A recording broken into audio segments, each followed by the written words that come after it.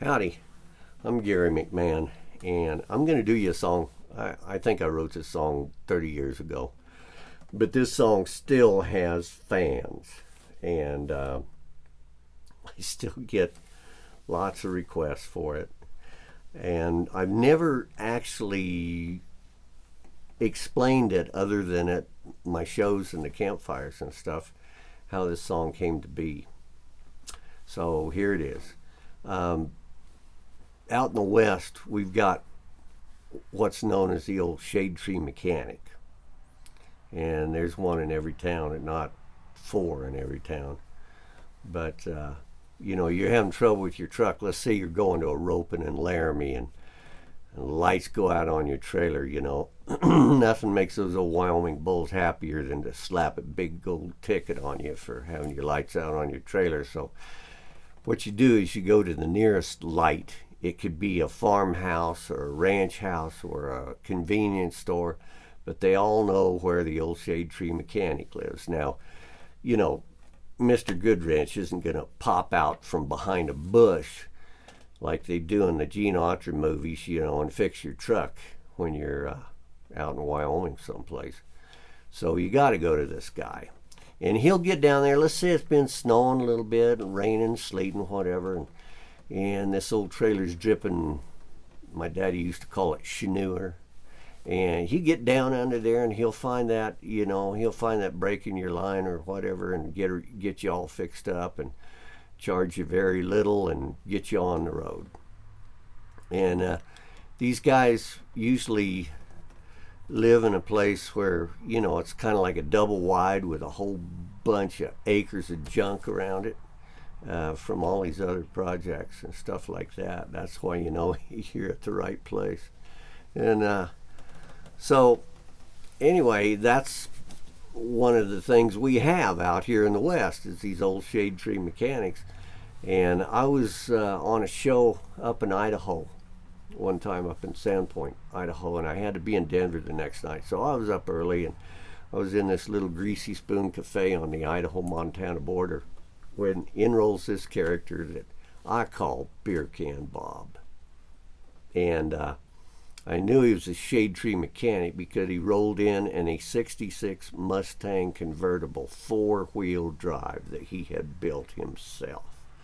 Had the big clown tires on it and the lift kit and the running boards and all that jazz, he was no small man. He had a beard about as big as this guitar, and no telling what was in it. But his girlfriend filled up the rest of that Mustang. And they was on a party, and they wanted to sell that car to anybody in the place with $200. So the whole cafe got up, and we went out and we checked out his car. And I crawled up on a running board and just kind of take a look at the interior, and it was just about knee deep in beer cans the whole way around. Had a little place scraped out for his accelerator there, Well, nobody bought that car, and they scratched off gravel that way, and I went that way, and I never saw him again. But all the way down from Montana down to Denver, I kept wondering, how do people like that meet? I mean, where did he find her?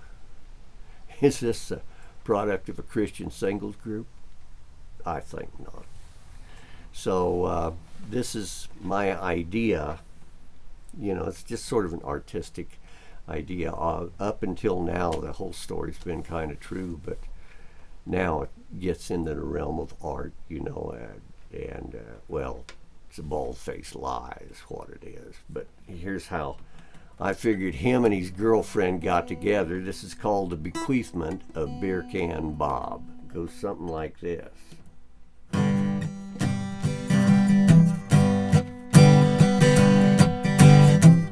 Old Beer Can Bob, Butte, Montana, got breath like a buzzard in a beard like Santa, got a grin like a grill on an Oldsmobile. One of his eyes looks off in the field. Now here's a man, don't give a damn.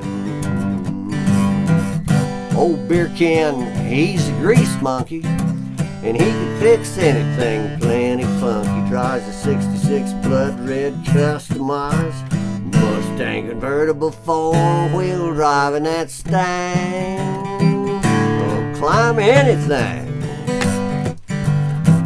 Now up in Montana when the winter wind blows, a man thoughts turn to shelter from the cold. He seeks comfort and insulation. Go and find him a big girl for the duration. When it's 20 below, man looks for somewhere to go.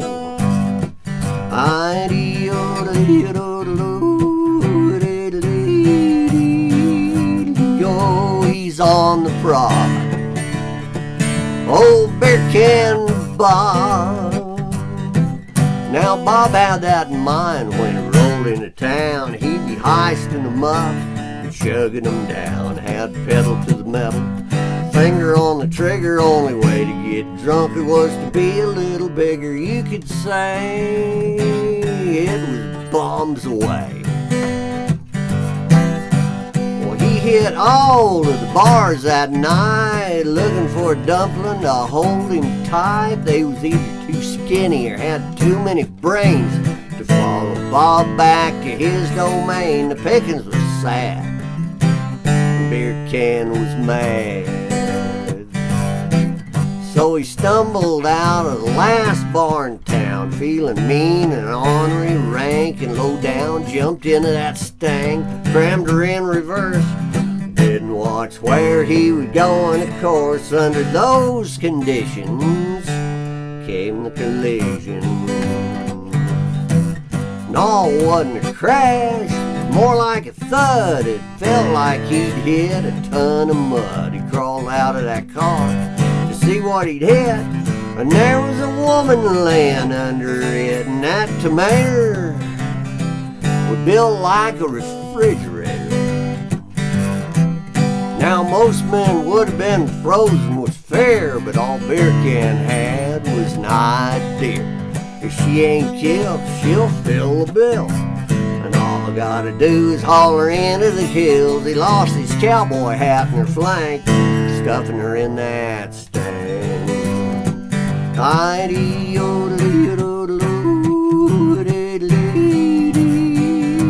Yo, he's rough as a cob, old beer can Bob. All his luck could have and padding all around. All she had was the wind knocked out. Bob tied her up, kept her drunk on brew, and she started to claim him in a day or two. Her name was Tallulah, and she was from, take a guess. No, not Missoula. Everybody thinks they're a cowboy poet these days, you know. She was from Bozeman. Jeez. Now Tallulah cooked the meals and catered to his wishes. Bob fixed cars and the dogs did the dishes. They was warm and happy up there in the snow. When the grass turned green, he couldn't let her go. Come beer cans time to hear the wedding bell chime. Now the boys said, Bob, you can't marry Tallulah. Why, she done loved everything in Missoula. Bob just shrugged, lit up a cig. He said, oh boys, Missoula ain't that big. I told you the man don't give a damn. So they live happily ever after. Their days were full of belches and laughter. There's a bunch of little beer cans running around, and the moral of the story is just like it sounds. When love eludes you and the evening is shot, don't forget to look in the parking lot.